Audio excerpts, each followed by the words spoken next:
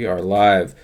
Awesome, Jordan, Simon. Thanks for meeting with me to present your presentation. We actually did do a presentation at one point, and we had to redo it because I got new guidance from Palantir.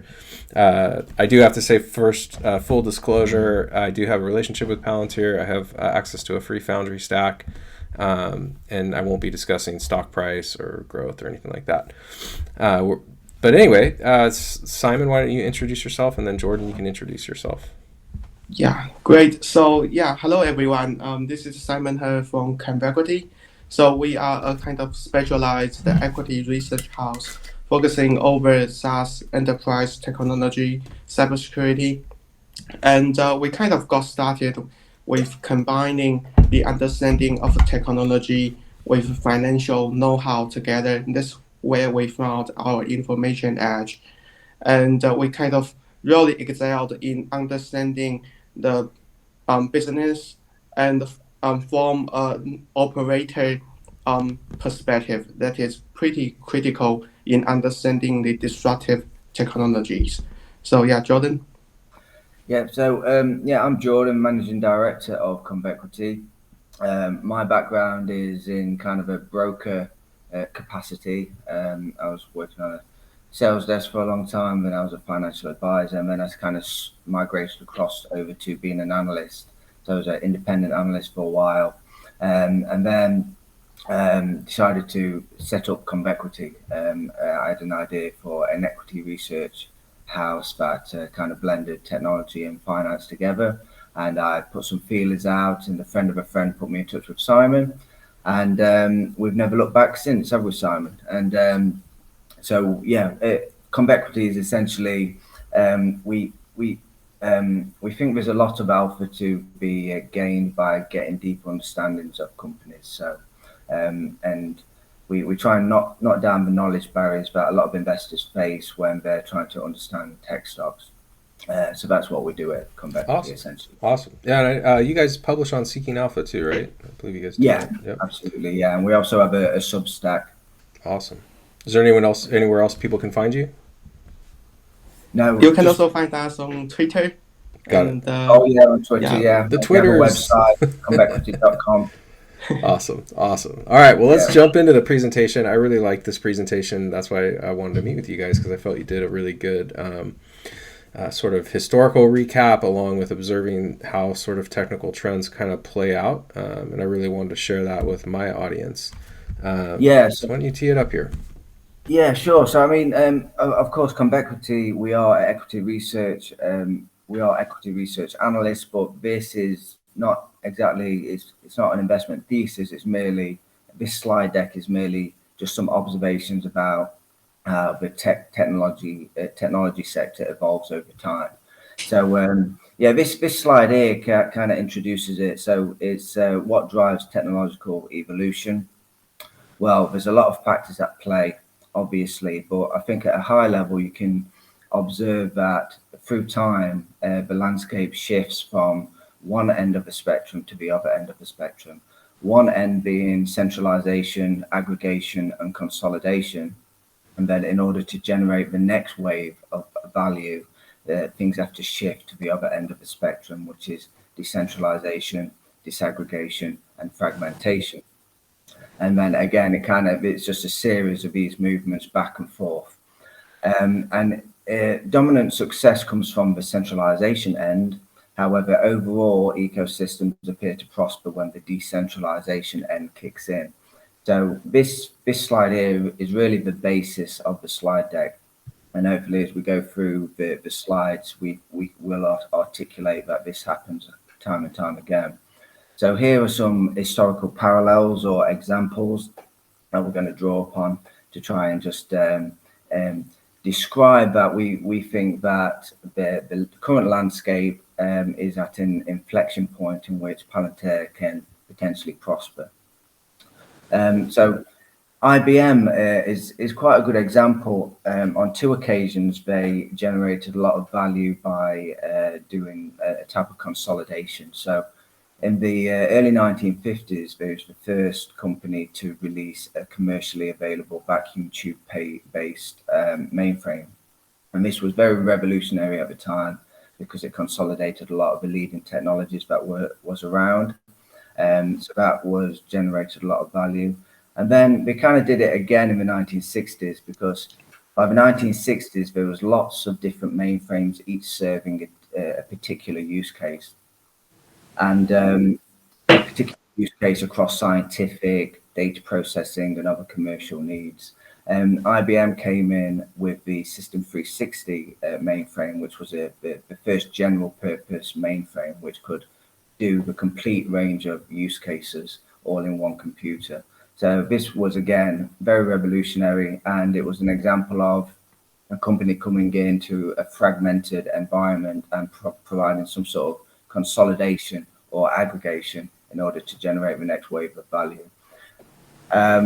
These other examples here, we're going to elaborate on a bit more. Yep. Through the slides. But I would concur. Like, there's often in technology you get this expansion and contraction. Someone once said that, like, all the money in the world is putting the pieces of the eggshell. There's all the money in the world and putting the pieces of the eggshell back together again. So it's like, we definitely see that time and time again with technology. So I totally agree with that premise for sure. Yeah. Just look at some examples here. Yeah. What do we got? Yeah. So this example here is based on digital circuitry. So in the 1960s, IBM dominated the computer industry with the mainframe. However, inside the mainframe, the digital circuitry was very dispersed. It was very disaggregated. And so Intel came along in the early 1970s with the 4004 microprocessor. And this consisted of a chipset that literally had just 4 distinct chips, which was the processor, the RAM, the ROM, and the input-output interface. And this was very revolutionary at the time, probably one of the biggest innovations in technology of the last 60 years. It powered the growth of the mini computer industry, and then powered the PC revolution after that. So I think this is an example of something being really, really disaggregated, and then somebody coming in and in order to generate that next wave of value, doing something like shifting it to the other end of the spectrum. So this was very revolutionary. And then after the 4004, Intel eventually released a complete computer on a chip, which was literally everything on one chip. And this is quite... we see some examples of that further here, right? Yeah. So the microprocessor then became known as the CPU. Right, so from the 1970s through to the 1990s, Intel dominated with this general purpose CPU. So this was a case of aggregation.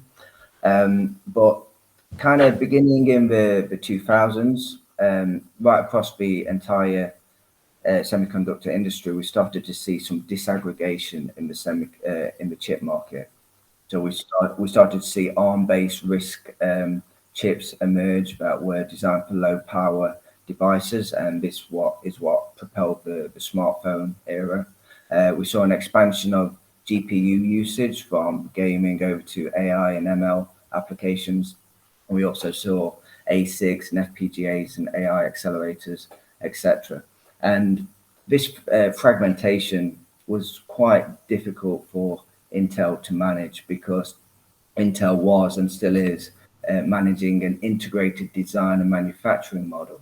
So they are designing the most cutting edge chips, but also manufacturing those most. Correct. Yeah, that's a big distinction too between the various manufacturers. And it's funny because it seems like everyone's getting into to this game. You got Amazon creating chipsets, you got car companies creating chipsets.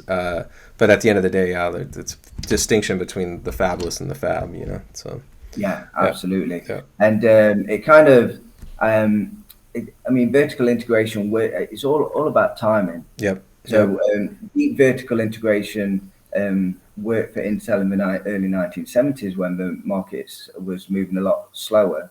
But then in the 2000s, when things were just fragmenting and proliferating, it just got a little bit too difficult for them to manage that and be adaptable. It was like they were spinning too many plates at once, and they couldn't innovate or got along all these avenues that were emerging, and because of that, they completely missed out on the smartphone era. Yep. Completely. Yeah, it's a And good point too. That who knows if they might make a comeback here. Like you said, it's yeah, all yeah, about timing. It's like kind of seems like a pretty good time for them to maybe make a comeback. yeah. Because now 20s we have even more disaggregation. So we have Yep. if you just go a step back, Yep. Dorian, Yep. No problem. we have domain specific architectures that are emerging. So even more disaggregation in the semiconductor market. And you kind of need something to coordinate all these specialist chips that an organization has in their stack. And a CPU is ideal for that. So the CPU could potentially regain its importance in the next few years. And if that does occur, then Intel could make a comeback. We're quite bullish on Intel long Yeah, term. yeah. And the Intel is opening its foundry to other third-party customers. So be it AWS or Qualcomm or anything else, they can also use Intel's foundry, and Intel can take a slice of pie as well. So they are kind of going both vertical and the horizontal as well, and I'm that's pretty a bullish very on them. powerful model. Yeah, I agree. I think they're setting up a lot of. It's high risk, high reward, though, right? It's like there's so many Yeah, things that have to go right for them along the way because it's a Yeah. multi-year journey, and like who knows what can happen in that period of time, especially when things are so volatile. So there's definitely. I see it as high risk, high reward, but it's also the. I mean, I think they could pull it off. So and I think this is a very long term game because if you think about RISC, ISC, GPU, these foundational technologies that we see that are dominant right now, they were kind of seeded back in sometime around 2007. So it was like more than a decade ago when people started investing in these technologies. But the public at large, we want to see the real change to the industry until one decade later. So that is kind of the difference between a layman understanding and kind of expert yep, perspective. yep. Awesome, awesome. All right, well, let's jump to the next slide here. This is an example using hardware. So in the 1950s and 1960s, IBM dominated with the mainframe, and we're putting this as on the consolidation end because mainframes was the main computer that were used, and IBM was the dominant player. So they definitely had a consolidating impact on the computer industry back then. And then, kind of in the 1970s, powered by the 4004 microprocessor and then successors to that. We saw a fragmentation in the computer industry. We saw more mini computers emerge, and then we saw PCs emerge in the 1980s. And because of this fragmentation, IBM lost quite a bit of its dominance. So another example of switching from one end of the spectrum to the other. Yeah, and I would just echo that back in the 1970s, when Intel was kind of introducing the mini computer, many skeptics were saying that you cannot handle the real business job over the mini computer and the PC. You have to do it over mainframe. And so it was kind of very heavily debated. But now, at the benefit of the hindsight, greater popularization of technology and the more flexible technology always win. So I think it's a huge lesson as well. Yeah, Definitely, and definitely. this example is also kind of illustrates that the overall ecosystem prospers when decentralization or fragmentation kicks in. Yeah, When that end kicks in, the overall ecosystem benefits because IBM had a very dominant position, but it was stifling the industry, right? And that's yeah. why they had a lot of antitrust issues during the 1970s. Yeah, I think we talked about this last time. There's that economist Schumpeter, I think, who talked about cycles of innovation, and like how you get these like boom times when things just start blowing up and there's always a better mousetrap and all of a sudden like everyone's innovating, it seems like, and then, but they come in cycles. And so somehow this is, in my opinion, somehow, I'm not saying I'm advocating for all his economic theory, but I do think he was the first to kind of insight into how economic advancement happens. And it is in these like sort of cycles. But it's possible too that there's some parallel there to what is happening when you see like Yeah. expansion and contraction within tech, which is pretty cool. Absolutely. Yeah. And the way I kind of see it is like there'll be one layer that becomes highly consolidated or highly decentralized. In order to generate the next wave of value or next wave of innovation, somebody has to come in at the adjacent layer in order to perhaps consolidate and bring a better service to the market. Exactly. Yep. Get rid of the marginal producers. Yes. Yeah, absolutely. Awesome. Awesome. All right, let's jump to the next one here. So this is an example on operating systems that probably the viewers are quite familiar with, actually. So in the 1960s and 70s, every computer required its own customized operating system, which is quite amazing when you think back to that. And this was obviously a landscape of a lot of fragmentation. And then in the early 1980s, Microsoft came in, initially with MS-DOS and then with the Windows operating system, which became a single compatible operating system for the entire PC industry. And but it's that, fragmentation, providing a layer of consolidation in the adjacent layer, and to benefit the PC industry. Without that, PCs wouldn't have become affordable and wouldn't have hit the mass market. But then in the 2010s, Microsoft started to lose some of their dominance because we saw an increasing fragmentation in hardware. We saw the rise of cloud computing and the rise of the mobile era, and also the rise of Apple's own ecosystem. And this just led to a lot more operating systems becoming popular. And Microsoft, similar to Intel, managing that highly integrated model, spinning too many plates at once, and they just wasn't able to kind of innovate along all these avenues. And eventually they've lost quite a bit of their dominance compared to an earlier time. So quite a useful example here. Totally. Yeah, no, it's interesting too. As companies become so big, it's hard for them to just like manage the weight of that organization. It's something you see like time and time again, and they can fail to innovate. They can fail to keep up, just as a result of the organizational gravity. And the vertical, deep vertical integration appears to work very well when the industry is moving slow. Yep. Yeah, but then when the industry starts to move fast, it just gets too difficult for them to be adaptive enough. And maintain that. Takes time to turn the Titanic.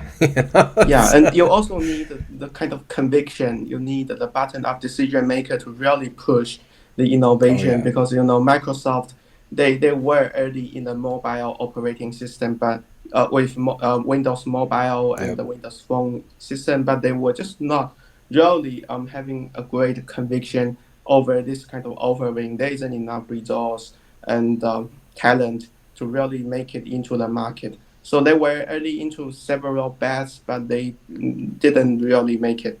Yeah, that's a good example too. Where like sometimes you need a wartime leader and sometimes you need a peacetime leader. It's like, so it's like when you're in an absolute all-out battle for survival, sometimes you need to change leadership or you need different leaders. I forget who the gentleman was that was mainly responsible for Microsoft at that time. There was this one guy who was like batshit crazy. He was like on stage, like there's a video of him out there at one point. Steve Ballmer. Yeah, exactly. Yeah.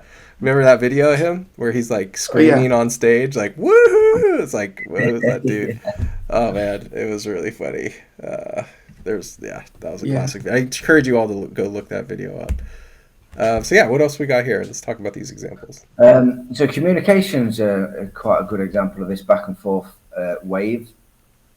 So Alexander Graham Bell patented the first telephone in 1876. And then from kind of, the 1880s, 100 years later to 1980s, the telephone network was, one of the main modes of communication. And it was highly centralized and it was dominated by AT&T in the US. However, in the 1990s, we saw the rise of the internet and we saw new players emerge and we saw new communication channels open up, and AT&T began to lose some of their dominance. However, then we saw a shift back to centralization with the rise of Web 2.0, with Google and Facebook becoming dominant. And then now we're seeing potentially a shift back to the other end of the spectrum with some decentralization because of the rise of Web 3.0, Yep. where potentially new players are emerging. Personally, I don't know if new players are going to emerge in the communication era, so the communication domain, but Yep. it's possible, right?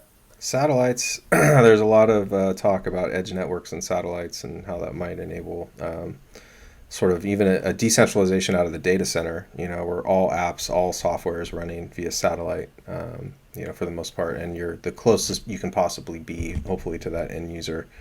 That's something that my boss is predicting and forecasting.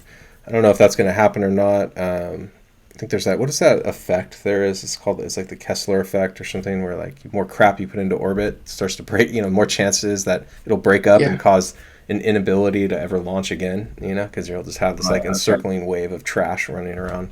So I think that's actually like a legitimate concern as we put more and more crap, especially in low Earth orbits that can be highly unstable. So Right. you never know what can happen up there. But no, that's one future that people are for. What I think is funny about this slide, when I think back about it, is like a lot of people don't realize how dominant the telecoms and stuff were, like in the early internet days. Like you didn't realize, Right. like, oh, they were the gateway to the internet. It's like the Yeah. telecom. Yeah. No one thinks of that today. Like the gateway to the internet's your phone. It's most likely Google, and like that's Yeah. pretty much it. Absolutely. But it's funny how that all Yeah. shifted. You get this new technology, it comes out, it becomes fairly ubiquitous, but then you have such an expansion in the content ecosystem, you need a new way to search it. And so it's like all of a sudden that shifted over to like the best search engine becoming the gateway, which is crazy. Yeah. But that expansion, that revolution in the amount of content was just crazy. You kind of see things like that with Netflix too, where it's like, no, you can't have a point and click navigation menu and you have every title in human history and all these new titles coming out every week. You need a recommendation engine to actually navigate that. So Yeah. it's like, it's Yeah. kind of We have interesting an how that happens. explosion of data and content, and then we Yep. need a new layer to Yep. serve that. So that is the content recommendation engine, and that became the secret sauce of many successful companies. Yep. It's Google, Yep. Facebook, Netflix. All right. Next up, let's take a look at this. A brief history of time here. I love stuff like this.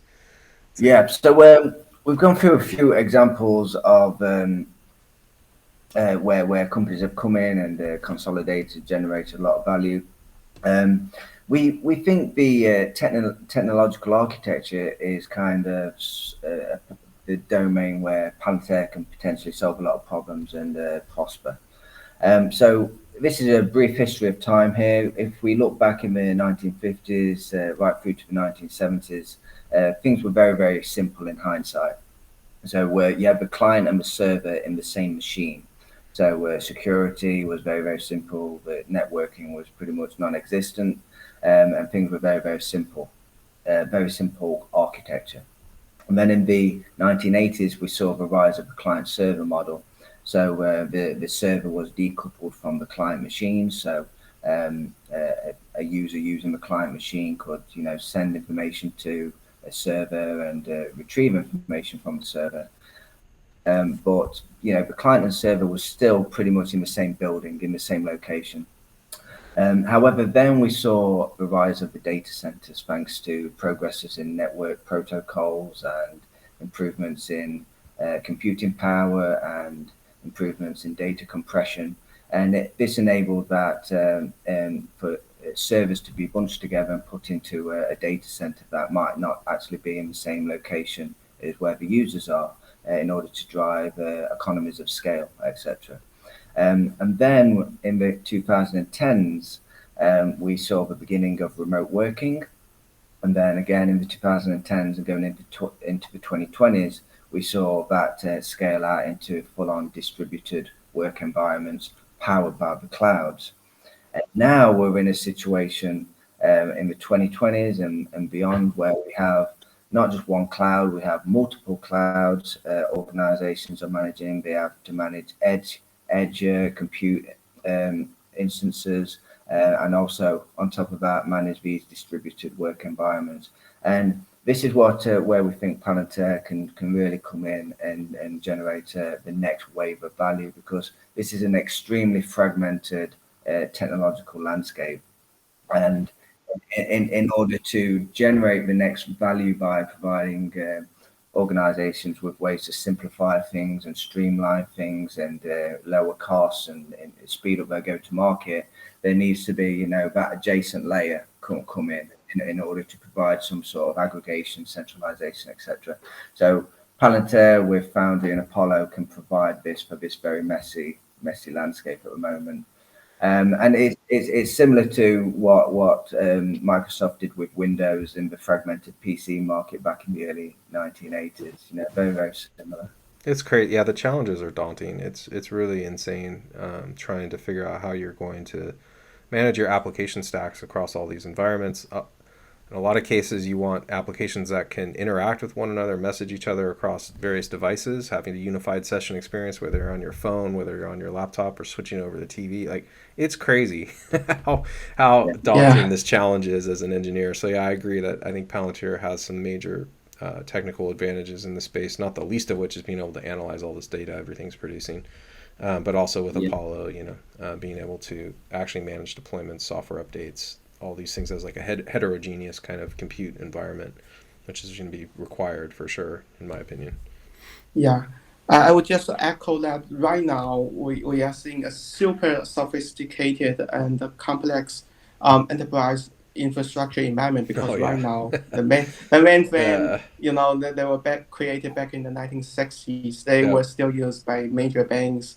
And then the private data centers is virtually everywhere still. And then like 50% of the organization moved to cloud. But they don't have the right coordination between cloud and their private data center. And then they need to think about how to avoid the vendor locking so they cannot go into the single cloud of AWS. They need to think about diversifying into GCP and Azure of Microsoft. And then you have the edge compute.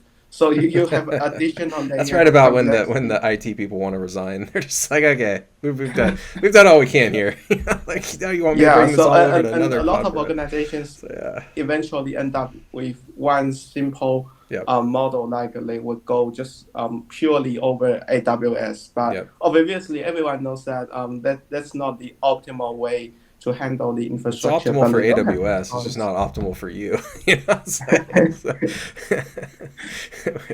And they're just really searching for a solution for this pain point. Agreed. But and Palantir has a great opportunity to tackle this. That's a great lead into this slide too, which is like what's coming next. I'm definitely a big believer that sky compute layer. It's what we need. We can't just be locked in to be building software for this one cloud and then never be able to leave it ever again. And even if you augment, like there's a lot of ways you can get redundancy with other clouds. But the way it's achieved now is you actually have to install and run workloads designed by AWS. It's not just you're getting to deploy GCP separately. No. You have an AWS service that lets you reach that cloud. So you're still locked into whatever it is they're doing, their control plane and everything. So it makes it really tough. And you have to have specific knowledge on how the hyperscalers, the hyperscalers host an environment, right? You have to have specific knowledge for each one order to deploy your software. So this is just this slide doesn't really need much explanation, but Palantir could be one of these sky compute players. Palantir is not the only one. There's companies like Datadog and Okta and even VMware. I've seen your VMware Cloud Foundation is a big competitor in that space. I would even say Databricks is a big competitor in that space because they also have a really firm belief that sky compute is what's required and that you should be completely cloud agnostic. That's just compute, and our platform will solve all the other problems. So I think there's this emerging set of SaaS companies who are trying to reshape the way you do SaaS and to free you from the individual cloud providers by providing more monolithic solutions that solve an entire category of problems. And that way you don't need 50 different services all glued together in the language of the control plane of the cloud provider. You just get this one thing, and it will have a way for you to deploy out all there and do your integration. I think this in the last 10 years, the hyperscalers have been generating the most value of cloud computing. But in the next 10 years, I do believe it's going to be these skies. And I think potentially it could indirectly consolidate the market, because a lot of these Sky Compute players, what they do can encapsulate a lot of what these smaller niche players can do. So it could put a lot of them out of business. Yeah, So but I think yeah, we could I see. would also say that it's super hard to manage the distributed system and make it really robust, make it really resilient. And I think there will only be a limited number of companies who can really do that.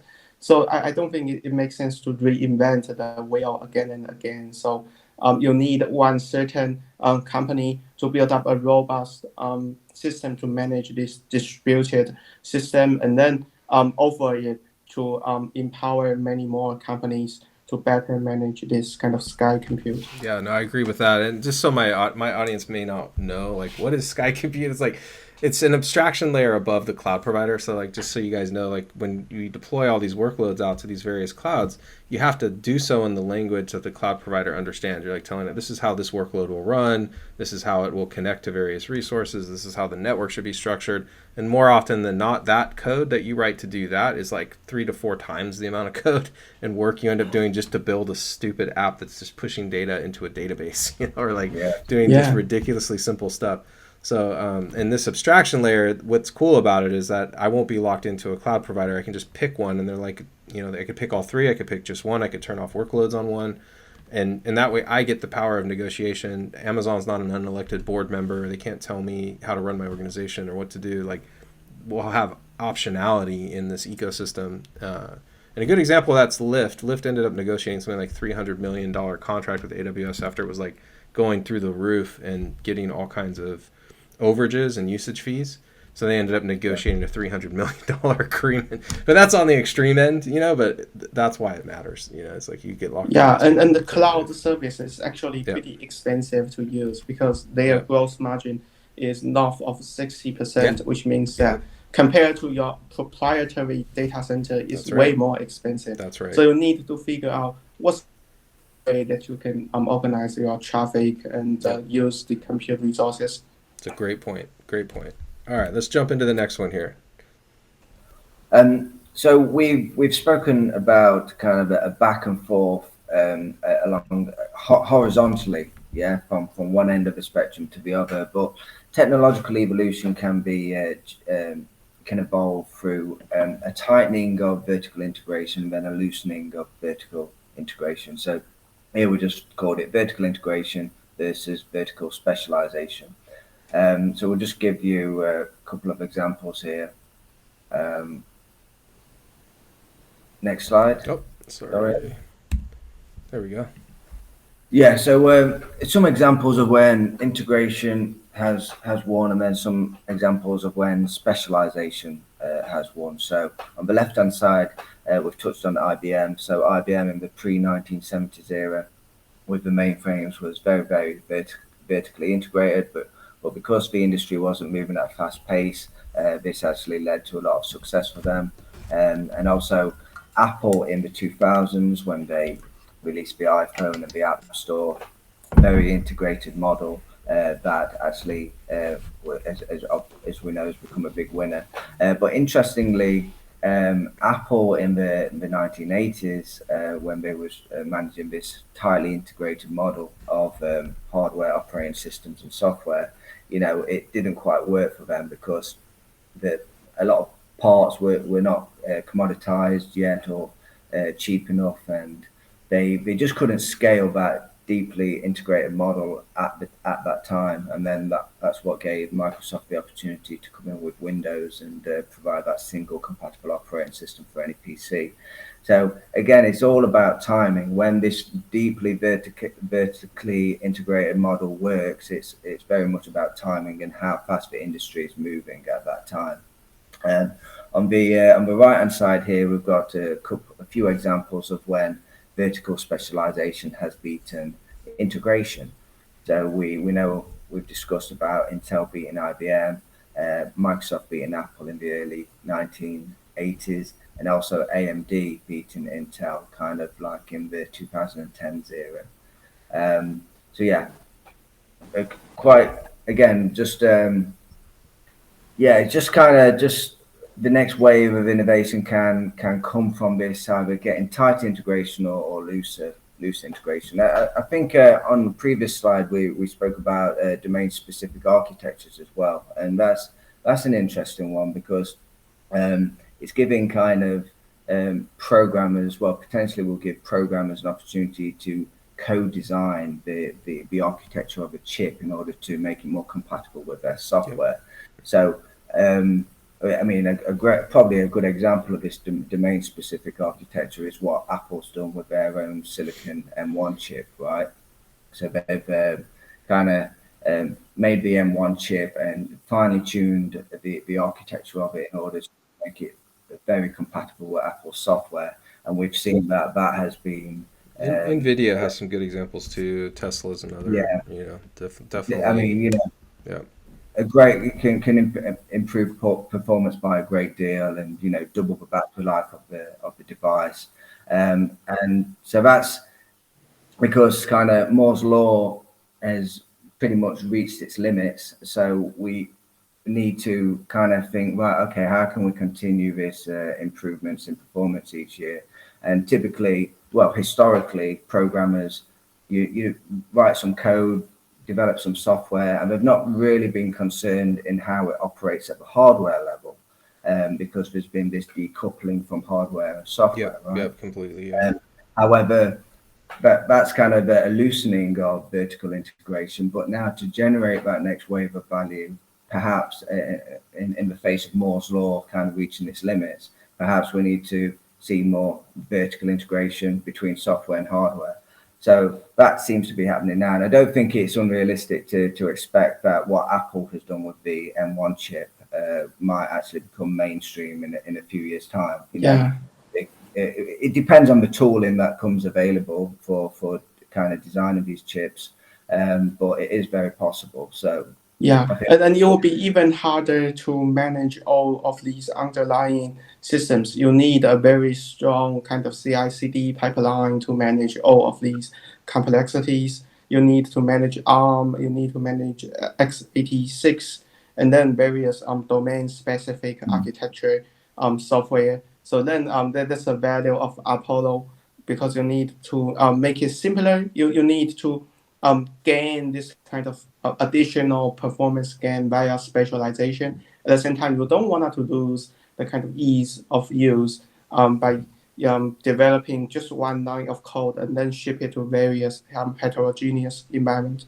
Yeah, there's tools in the virtualization layer that make compiling for x86 or ARM easy. That said, not everything. There's some nuance to that, but most of the stuff that people are doing where you're running a microservice, it's just you can just configure in your Docker file, like, compile for both of these platforms. But again, there's nuance there, but for the most part, that's relatively easy. But one of the reasons that's important is when we're looking at the Amazon, I think it's their A1 series. I think that's the ARM chipsets or whatever.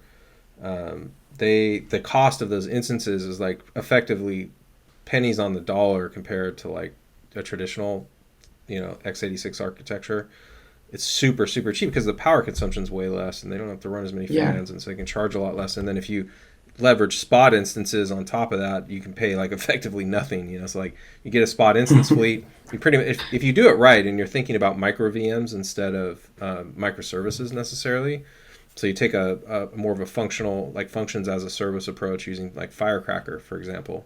Yeah. This is something we're looking at heavily right now. And what's cool is you can spin up that across a fleet of spot instances and pay effectively zero, but have what seems like limitless compute, so it's but your containers become ultra small. They're not these massive workloads anymore, so it's, I don't know, it's a really cool way to leverage compute, and it will open the door for running large workloads at effectively much lower costs, I think, at the end of the day. So it may give it an edge in that server space where x86 is traditionally dominated, but we'll see, Yeah, and that's from the infrastructure level, and from the software level, I think we are seeing even more explosion and growing complexities, because right now SaaS is on the rise, and then SaaS is a very great way to introduce more fragmentation because it's easy to use open box. And then right now I think we are really at the peak of kind of SaaS fragmentation. People are just I looking for agree. Yeah, consolidating it's got to their come solutions. down. It's like it's got to consolidate for Yeah, everyone's sanity at this point. They yeah, have Yeah, SaaS products to manage SaaS products now, which is yeah, just exactly. hilarious. It's hilarious. yeah, So yeah, that I yeah. definitely see coming. I think the only way forward, because of a fragmentation in SaaS, is through consolidation. In order to, I keep going on about this wave of value, but to generate it, it needs to be consolidation. So I personally, I think it will come from a number of ways. I think the skies could indirectly consolidate by putting a lot of these smaller niche SaaS players out of business, but like maybe the slowdown in venture capital activity as well. Yeah, that's a big one. I mean, Especially, dude, layoffs, yeah, mergers and especially, acquisitions. Yeah, big time. absolutely. Yeah. Especially if inflation persists and we see interest rates remain elevated, it's going to be costly for VCs to raise financing. So they might have to be more selective in who they invest in. And also could get consolidation if private equity firms resume their buying spree, because even if rates remain high, their cost of financing isn't going to be as high, because they have established operations, a lot of cash coming into the business, so they could be buying up these legacy players and other players that have seen their growth slow down. And then also we've got the cash rich tech giants swooping in. Yeah, it's a Looking to, great segue into Amazon too. Like as yeah, Fang's probably licking its lips, like looking at some of these smaller companies they plan to squash. So definitely a good segue. absolutely. Yeah. But yeah, on so many different levels, I think like it's just consolidation, consolidation, consolidation.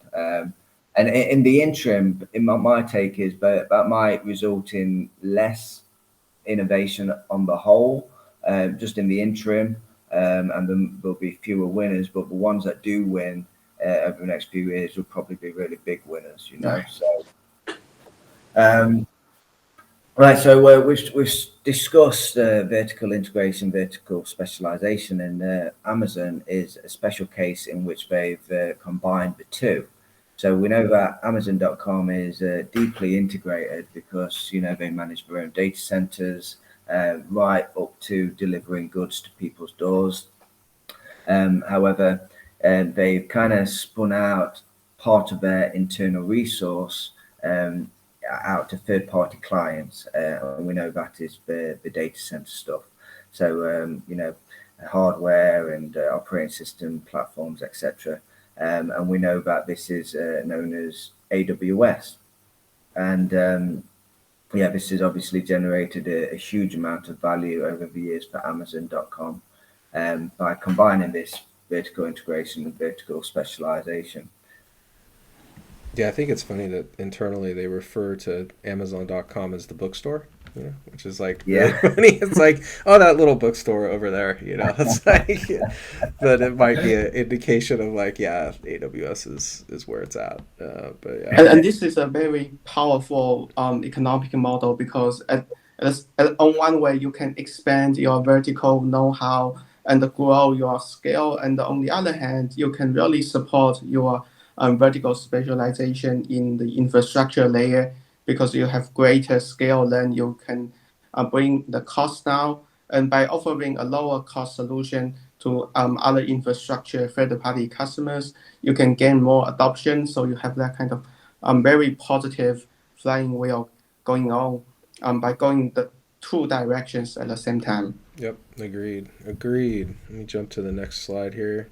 Let's take a look at Palantir comparison. yeah. So it's close parallels to what Amazon has done with AWS and what Palantir is doing with Apollo, essentially. So Palantir isn't as deeply integrated as Amazon because we don't manage the hardware, but definitely along the software realm, they are a lot more tightly integrated, right from the data source connectors, the pipelines, all the way up to deploying the software. And it's this software deployment, which was or is an internal resource. They are kind of spinning that internal resource out, and also offering it to third-party clients. So any organization can deliver their non-Palantir or Palantir software to any hosting environment. So this is very strong parallels to what Amazon has done with AWS. Yeah, and I would also echo that we are probably in the very early innings of this, because think about the demand for an additional orchestration layer to manage all the complex infrastructure. I think that the demand is there, and it will be growing at a rapid speed, because in the future we will see more greater cloud adoption, and people will also be challenging the real fundamental ROI justification for using the various infrastructure, be it edge compute, be it cloud. And then I will also say that we are really in a position where investors are really challenging the notion that Palantir is disrupting the technology. And I think it's very ironic, because back in the early 2000s, people were saying that Amazon was just back as bookstore, so they cannot excel in the infrastructure as a service level. And now, right now, I think a lot of people are saying that Palantir is a defense contractor, so it cannot handle It's the kind eerie. of It's eerie how similar those arguments were. I remember back in the day watching, like, I don't know, it was like CNN or some business show, but they were like, this will be the year that the brick and mortars come out and crush Amazon because they have like built-in distribution. They completely missed the boat what this is all about. It's like, but yeah, you hear arguments like that from other people who clearly they're not tuned in to what's happening in tech, number one, but they don't know enough about the product probably either to like understand like how revolutionary it is. That's not for lack of trying on Palantir's part. I mean, they give presentations and demos and all kinds of information, publish videos on the platform, on their YouTube channel. A lot of people I think a lot of analysts choose not to consume it or to deny it or to whatever. And they have a narrative that they're going to put Palantir in that box. And they did the same thing with Amazon. It's like the exact same thing. I see it over and over.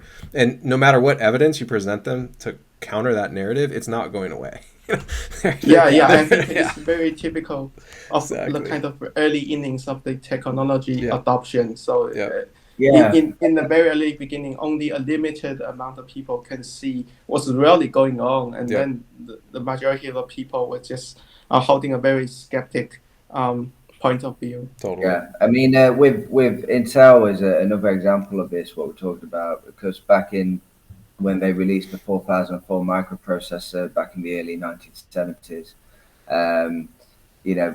they had to go on a very lengthy and intense roadshow in order to educate the market, because it just wasn't obvious to these hardware manufacturers how beneficial a chipset consisting of 4 distinct chips would actually be. We just couldn't see it, so there had to be a real lengthy roadshow for educating the market. I see that same kind of education being required, and like when they approach a senior technologist at a company, they're like, oh, this is so terrible. I mean, it's so invasive. It's a monolith. Why would I want a monolith? I want 50 systems that I got to integrate together, with no first-party integration. It's a complete nightmare to manage, right? But they have a challenge of like explaining to them that why do you want that? Why is it that every person on this why is the first-party integration better? Why the security matters? Why people can be way more productive when they're in that ecosystem and they're not switching between 15 different SaaS products that you glued together. So and not dealing with the deployment nightmare of like, oh, well, this dependency over here changed in this thing, but it's different over here in this other thing, and now we've got this conflict we have to resolve. Like, trying to train people on the benefits of that's really going to be one of the bigger challenges, but it definitely parallels that, where there's this like education ramping that needs to take place. And it takes time. I mean, that's why even AWS, they got kicked in the teeth forever. Like, no one wanted to abandon their data centers, and they still are fighting that battle in a lot of places, So it's like it's very similar. It takes a lot of time and a lot of education to get the industry to shift to a better way of working. But I think they'll get there, and I do agree that Apollo is sort of that next evolution in this other type of specialization that could definitely like deliver on the Sky Compute promise. And if businesses first say, I want this monolith, why? Because every person in my org is now 10 times better, and my maintenance just went down, 10x too. So this is great. I freaking love it. But then as more and more companies adopt that way of working, they'll start to naturally get to this point where they're like, well, why can't I just deploy this thing out? And one of the things that people don't know typically about Foundry is that if I install Foundry through like multiple places, right? Like multiple departments. They're all running different clouds. They can all integrate together and share data, right? So they have this ability to Yeah. connect and do data sharing.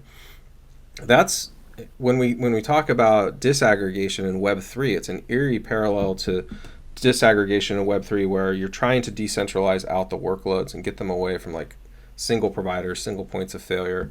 And I think that that model is actually going to win in the future, because businesses that could actually A, have all their divisions work together more efficiently, but then B, can work together as a consortium, are going to outperform and outcompete these other businesses, especially if the data mesh is all integrated together. Because then you actually have real-time insight across the entire Yeah. landscape. And yeah, you can achieve it today if you jump through a lot of hoops and use some really shitty systems and integrate them together, but not the way you can in Foundry, in my opinion. So I think it's going to be Yeah, really yeah. cool. Palantir then is the missing piece of puzzle that can fit into this new paradigm. Yep, agreed. All right. Yeah, and Just like getting nice back to the segue. man himself here, right? To Yeah. Bezos. Yeah, no one, no, like I said, no one liked AWS when they released it. They were like, "This Yeah. sucks. What is this So crap?" Jeff Bezos, Jeff Bezos tweeted this a few weeks ago, Yeah, and I just thought I had to include it in this slide deck. yeah. So yeah, I mean, Wall Street back in 2006 just wished that he would mind the store, and yeah, it's just unbelievable with hindsight, isn't it? I mean, often, yeah, it's just an example that paradigm shifts often go undetected in the early innings. You know, it can go undetected by the market or go undetected by competitors, um, or even undetected by a company. The engineers might be wanting to do something, but the company is just not understanding the paradigm shift or the opportunity available. So anybody can, any type of stakeholder can not see what's happening Yep. before it's too late. This is like the subject of a couple different researchers. One, there's Jonathan Haidt, where he basically makes the case that people use reason to sort of justify their already reached conclusions. So it's like, Right. but also Daniel Kahneman did a lot of research in this area, where it's like he advocated for like there's like system 1 and system 2, and system 1 is like really stupid pattern matching machine that tells you what is like what your decision is before you know what it is, and then reason comes along in system 2, and it's like this really analytical hard, like Yeah, we don't use reason very often. It's a lot of work, and when we do, we often use it to like reinforce what system 1 came up with yeah. rather than like. So it's like A once lot. once the narrative is set, very often I there's know never any reflection. a lot of Yeah. it comes down to cognitive dissonance, isn't Yeah, it? yeah, It's difficult if you understand the um, the world works in a certain way, and then that's being challenged. You know, the very fundamentals of how you understand things is being challenged, and it's very difficult for you to change learn the new way. It's yeah. just a That, classic well, example. then there's that other part of Height's research where he says like, well, we also just want to fit in mostly. Like we're not super concerned with making the right decision most of the time. We just want to go along with the pack. And so if the pack is saying one thing, it's really difficult for people to say no. And with Amazon, it's a prime example, because it's like once Wall Street kind of gets into that groupthink mentality too, if you're the one person standing over there saying like, no, no, no, no, this is going to be a huge thing, I'm going all in, and it doesn't work out, like, oh man, that's a huge risk, right? Like, Yeah, it's not a big Yeah. risk to stand against the thing that everyone hates if it's Amazon, yeah, like whatever. But Yeah. so I mean, the people who are bullish on Palantir, they're taking a double risk. It's like, well, everyone hates Palantir on Wall Street. You could easily just hate it, like with everyone else. yeah, But to really dig into it and be due diligent and do your diligence, and then come out with an unpopular opinion you're willing to stand behind. I kind of feel like those analysts are taking a bigger risk than the ones who are just like panning it. Yeah. yeah. Yeah. Mm. That's my thought. But yeah, Um, this was funny. If anyone else too, go look up the old articles, because it's freaking hilarious to read them. Like, yeah, I freaking love it. It's really Yeah. funny. Cool. So in summary, yeah. man. On the summary, yeah. So Palantir is enabling the next major wave of innovation with sky computing. Sitting above all this complexity in order to uh, help organizations simplify, streamline operations, lower costs, speed up a go-to-market, and centrally manage and deploy software in an increasingly decentralized and fragmented world. Apollo Cloud also has the potential to generate a substantial amount of incremental value, just like Amazon has done, by offering an internally used resource to the market. So yeah, this concludes the slide deck. But yeah, it'll be interesting how long it takes for the narrative to shift towards. If it shifts, if it shifts. I mean, it's always a challenge, you know, because it's like I said, like once the narrative's been set, no one wants to be the one person out there standing there, you know, and like until it's undeniable, right? Until it's like, you know, until you need a really strong execution and then challenge people's perception with facts. I think, but also we need to drive the moat. You know, we know that software is incredibly competitive, and big time. Given that any kind of leading software player has the innovation, right? That's a given.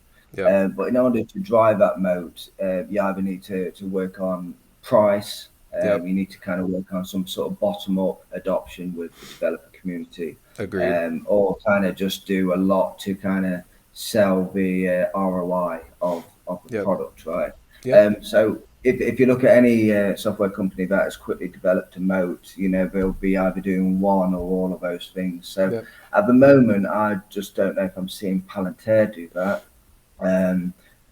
But I think they need to do one of those rather quickly. Been highly critical of some of the way they've executed. You know, it's like one, just anticipating the resistance, because like I could have told them before they went to market, like people are gonna be very adversarial with this product, you know, and then you see it play out in real time. Like I've seen it play out in real time several times now, and you're just like, you know why the person is making that argument, because you have an insight into what they're working on, and so like you can see why they get threatened by something that would butt up against that, you know, or an industry trend they want to be part of, or you know, any other thing. And not to mention the cost, right? So like if you're a company and you're coming in and everyone else is like, oh, we have a freemium tier and it's pay as you go and you'll spend like $1,000 a month, and then here comes Palantir and it's like, you know, 7-figure entry point on the deal.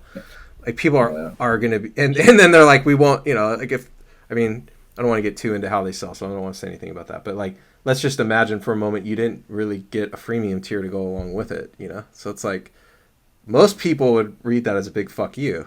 It's like what are you talking about, dude? You want me to shell out 7 figures and I don't even get to try the product before I buy it? Like, you know, like especially when you got players like VMware. I've seen your videos on it. You know, you've got kind of, you know, you can go and test drive VMware Cloud Formation. You can just go and test drive it and see if it works for you within a few minutes. So Palantir are going up against that, hopefully. But they are making inroads with this, you know. They are making huge inroads, and they are actively working, I think, to remove a lot of those roadblocks. I would say that we just have to be patient. But again, they don't have forever. You know, like the market is going to move. The industry, I would say the industry is going to break one way or another right now, and it's because of all the pressures we kind of went through in that presentation, especially like talking about all the problems with the current state of the union. There's financial pressure, there's macro pressure pushing on the industry, and there is going to be a consolidation in SaaS. I think there is going to be this push to run, you know, to access that sky computing layer and have like this heterogeneous compute environments. But Palantir needs to be the thing that everyone thinks of when they start to have that problem. You know, it's like they need to be the company that's top of mind. And I think the only way for them to get there is to like, one, empower a developer community, two, have a more modular, freemium, you know, gradual approach to adoption. And three is probably like, make sure that more engineers know who you are than YouTube investors. You know, it's like you've got to make sure that like people in the actual industry like know who you are. Yeah, so it's like I don't know if that's marketing or sales or if it's developer community or all three. Like you said, maybe it's a combination of things they have to execute on all, you know, together. But that should have all been part of this whole strategy from the beginning. In my opinion.